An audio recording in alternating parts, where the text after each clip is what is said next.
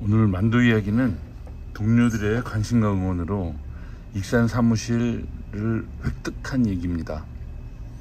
지난 16일 익산지회 사무실 개소식이 약식으로 진행됐습니다. 2012년 직장 폐쇄 후 사무실을 뺏기고 10년 만에 결실입니다. 조합원 동지들을 비롯하여 동료들의 관심과 응원 덕분이었습니다. 끝날 때까지 끝난 것은 아니었습니다. 돌이켜보면 참 무지고 긴 시간이었죠. 사측은 우리들의 요구에도 대꾸도 하지 않았었죠. 10년 동안 그랬습니다. 그래서 운영형 전원이 금요일날 익산 공장에 가서 점심 선전전을 하고 조합원 동지들과 함께 익산지회 사무실을 들어섰습니다. 관심과 응원을 보내주신 동지들께 지면으로 감사 인사를 전합니다. 절박한 과제 하나를 해결했다고 이것으로 만족하지 않겠습니다.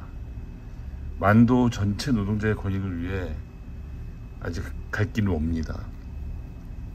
올해 우리는 만도노조와의 공동교섭, 공동요구, 공동실천이라는 결실을 맺지 못했지만 처음으로 마음을 열고 대화를 나눴습니다.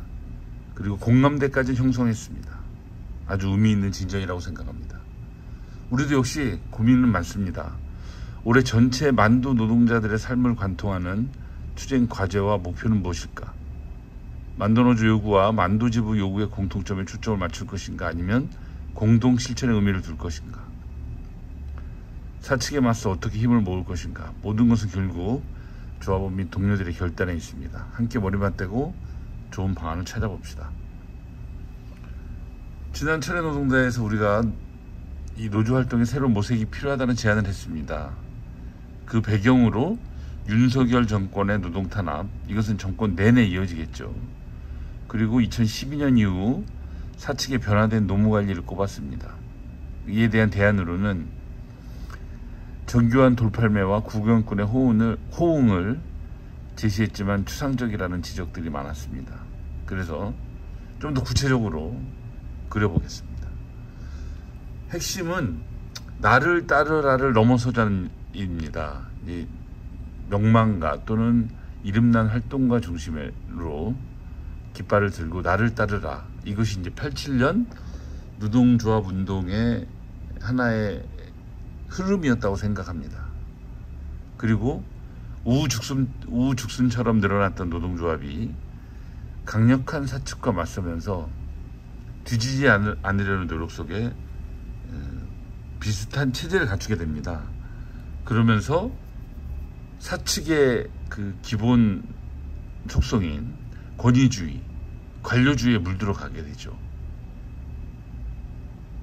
또 하나는 선거에 나서는 이제 현장 모임의 주요 활동이 선거에 초점이 맞춰져 있게 됩니다. 그래서 실제 활동가 양성보다는 이름난 활동가 중심의 선거 모임으로 흐르게 되는 거죠. 그러다 보니까 조합원과 집행부, 조합원과 노동조합, 이건 나뉠 수 없는 것인데 의식적으로 나뉘는 결과를 낳게 됩니다. 조합원 동지들도 나는 다르고 집행부는 다르고 이런 식이 되겠죠. 노동조합은 집행부, 이런 식으로 분리된 사고를 하게 됩니다. 실제 또 조합원 동지들은 선거 때만 후보들로부터 깍듯한 대우를 받을 뿐 조합비를 내는 봉이 되거나 투쟁의 동력 수준에 머물러 있습니다. 집행부는 조합원 동지들의 뜻에 따라 사측과 교섭하는 것이지 조합원 뜻과 상관없이 교섭장에 나서는 사람들이 아니거든요. 결국 조합원 동지들의 뜻은 온데간데 없고 사측 입김만 남은 결과물을 받아들고 황당한 적이 많으실 겁니다. 그래서 이제 나를 따르라 식을 넘어서자는 것이 중요한 얘기고요. 조직의 목표와 재정을 어디에 투입할 건지 색다른 고민이 필요합니다. 지금 동지들에게 우리 조직의 목표가 뭐냐, 노동조합의 목표는 과연 뭐냐라고 묻는다면 어떻게 대답하시겠습니까? 이 정답을 찾자면 이렇습니다. 노동자가 단결해서 사측을 상대로 교섭하고 투쟁해서 권익을 쟁취한다 라고 얘기할 수 있겠죠. 그렇다면 2012년 이후 조직의 목표와 현실이 과연 일치했는가? 또 우리 삶에서 노동조합의 절실함은 있었는가? 이걸 한번 돌아봤으면 좋겠습니다. 실제 노동조합이 목표를 어디에 두느냐에 따라서 재정 투입의 방향이 세워집니다. 다니엘 로저 시절에는 자본과 정권을 상대로 많이 싸웠죠. 그래서 노동절 때도 서울 올라갔고, 그때그때 열리던 노동법 계약 저지 투쟁, 대표적인 게 이 9697 노개투 투쟁이었던 것으로 기억납니다. 하루가 멀다고 서울로 올라갔습니다.